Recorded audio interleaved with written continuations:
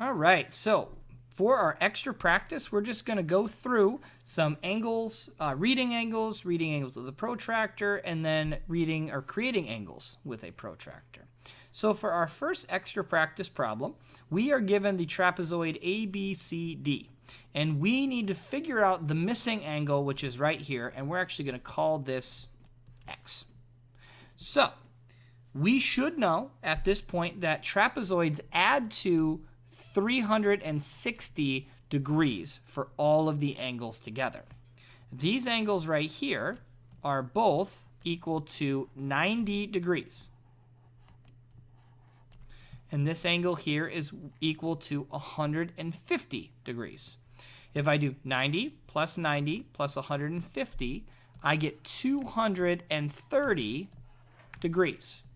And if I subtract those together, my remaining angle is 130 degrees. So now we have to use that information to help us figure out an acute angle, an obtuse angle, a right angle, and a straight angle from this problem. So for the acute angle, I would look at something that has to be less than 90 degrees, which for me it looks like here, right at vertex B. So I have to pick an angle that includes the angle symbol and 3 letters in order to do this. So I could do A, B, C, or I could do C, B, A. Both are correct. So I'm going to do C, B, A. Now, an obtuse angle is an angle that is over 90 degrees. So that's here at vertex C. So I could do B, C, D, or I could do D, C, B. As long as that middle number is the vertex, we're okay. For this bottom one, we have 2 options for right angles. So I'm going to do angle B, A, D, angle bad. And then you are going to have to find the other right angle in this problem.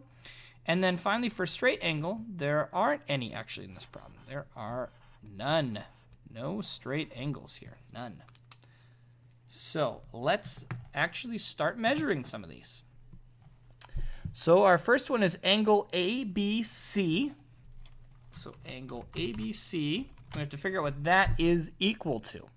So in order to measure that, we got to put here at our vertex, and then we have to line up with one of the other lines. Okay, so I'm going to click the right thing, hopefully. There we go.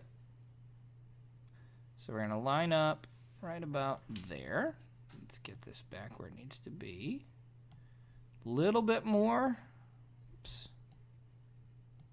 As you can see, it doesn't want to tip. Let's try that. There we go.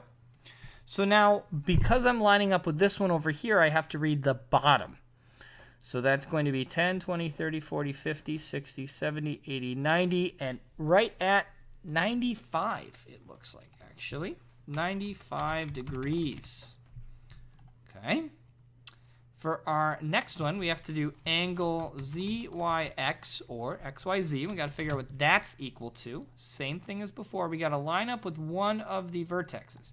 Now, this one, if you ever have an angle that's kind of flat, like this, it's usually pretty easy to line up with that one compared to the other. So now from here, I'm going to read the top. Okay, so that's going to be from 0 up to angle 64, it looks like. Angle 64. If you said 64 degrees here, that would be totally fine. It's very, very close between 64 and 65 degrees. And usually with degrees, when you're using a protractor, you don't want to use decimals. They can get really difficult. So that was us measuring with a protractor. Now can we use it to actually draw with the protractor?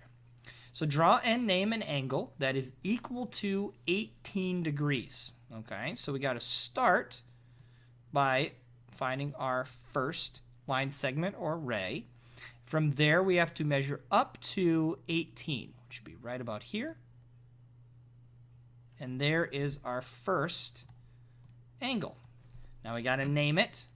So this one, we can do whatever we want, but I'm going to do D, E, F.